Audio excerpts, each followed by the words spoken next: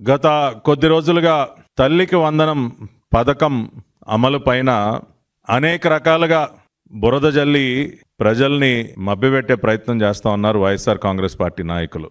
స్వయంగా మాజీ ముఖ్యమంత్రి జగన్మోహన్ రెడ్డి ఇచ్చిన మాట ప్రకారం చిత్తశుద్ధితో నిజాయితీగా ఎంతమంది బిడ్డలుంటే అంతమందికి 15,000 రూపాయలు చొప్పున తల్లుల ఖాతాల్లో తల్లికి వందనం పథకం పేరుతో జమ చేస్తాము అని ఏదైతే మాట ఇచ్చామో ఎన్డీఏ కూటమి పక్షాన ఆనాడు చంద్రబాబు నాయుడు గారు ఇచ్చిన మాటని నిలబెట్టుకుంటూ తల్లికి వందనం పథకం అమలుకి జూన్ 12వ తేదీన గౌరవ రాష్ట్ర ముఖ్యమంత్రి వర్యులు నారా చంద్రబాబు నాయుడు గారు, సంబంధిత శాఖ మంత్రి హెచ్ఆర్డీ మినిస్టర్ అయినటువంటి గౌరవనీయులు నారా లోకేష్ గారు శ్రీకారం చుట్టి దాని అమలుకి ప్రారంభోత్సవం చేస్తే దాదాపుగా 10,090 కోట్ల రూపాయలు విడుదల చేస్తూ 67,27,164 మంది బిడ్డలకి తల్లికి వందనం పథకం అమలయ్యే విధంగా చర్యలు తీసుకుంటే నిస్సిగ్గుగా దానిపైన బురద జల్లుతున్నారు. ఏదో 2,000 రూపాయలు చొప్పున పాఠశాలల అభివృద్ధి కోసం ఏదైతే ప్రభుత్వం ఫండ్ని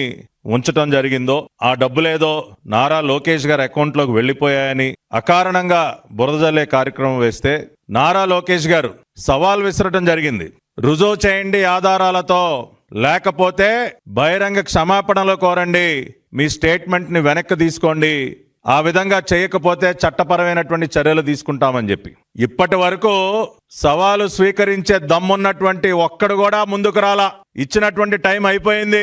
వైసీపీ నాయకులను అడుగుతున్నాం, ఆరోపణ చేసినప్పుడు ఆధారాలు ఉండాలి కదా, ఎందుకు మీరెవ్వరూ కూడా ఏమయ్యా జగన్ రెడ్డి, మా నాయకులు నారా లోకేష్ గారు విసిరినటువంటి సవాల్ని స్వీకరించకుండా ఎక్కడ దాక్కున్నావయ్యా? తాడేపల్లి కొంపలో ఉన్నావా, బెంగళూరు కొంపలో ఉన్నావా, ఇడుపులపాయ కొంపలో ఉన్నావా, ఏ కొంపలో దాక్కున్నావయ్యా? చేతిలో ఒక అవినీతి బురద పత్రిక, బురద చాలన ఉంది కదా అని చెప్పి నీ ఇష్టానుసారం జరుగుతున్నటువంటి మంచి పైన బురద జల్లావు కదా, ఎందుకు స్వీకరించలేకపోయావు సవాల్? ఇప్పుడు సిద్ధంగా ఉండు, తీసుకోబోయేటటువంటి చట్టపరమైనటువంటి చర్యలకి నువ్వు సిద్ధంగా ఉండు మిస్టర్ జగన్ రెడ్డి.